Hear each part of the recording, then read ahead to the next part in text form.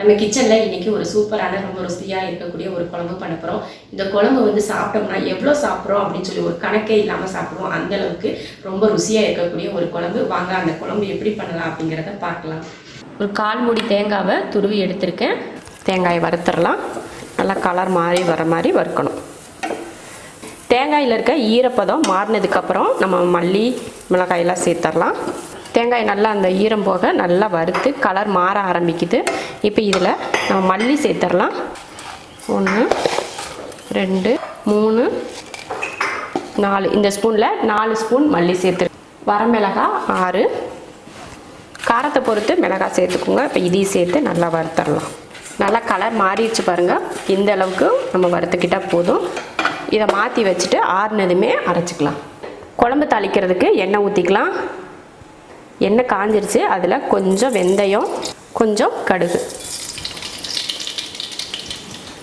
வெந்தயமும் கடுகும் பொரிஞ்சிருச்சு. கருவேப்பிலை, இதில் சின்ன வெங்காயம் ஒரு 200 கிராம் சின்ன வெங்காயமும் ஒரு 6-7 பூண்டு பல்லும் இருக்குது. அதை சேர்த்துடலாம்.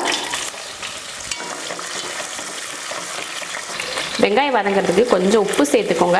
ஏன்னா வெங்காயம் வந்து வதங்குறப்போ உப்பு போட்டால் நல்லா அந்த சாப்பிட்றப்ப அந்த வெங்காயத்தில் உப்பு பிடிச்சி நல்லாயிருக்கும். அதனால தான். அடுத்து பெருங்காயத்தூள் கொஞ்சம் சேர்த்துக்கலாம். கொஞ்சம் பெருங்காயத்தூள். வெள்ளைப்பூண்டும் நல்லா வதங்கிருச்சு. இப்போ இதில் நம்ம புளி சேர்த்துக்கலாம். ஒரு நெல்லிக்காய் அளவுக்கு புளி எடுத்தோம் இல்லையா, அதை கரைச்சி இதில் சேர்த்துடலாம்.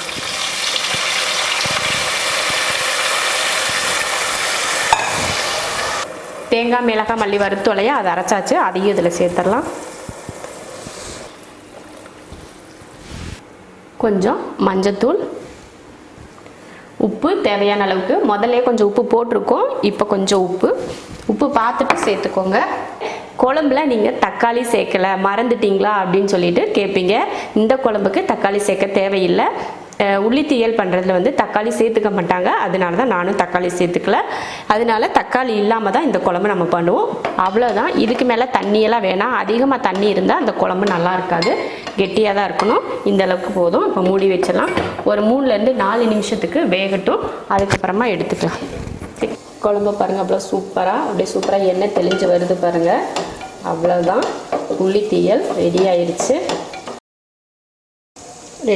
அவ்வளோதான். அடுப்பை ஆஃப் பண்ணிடலாம்.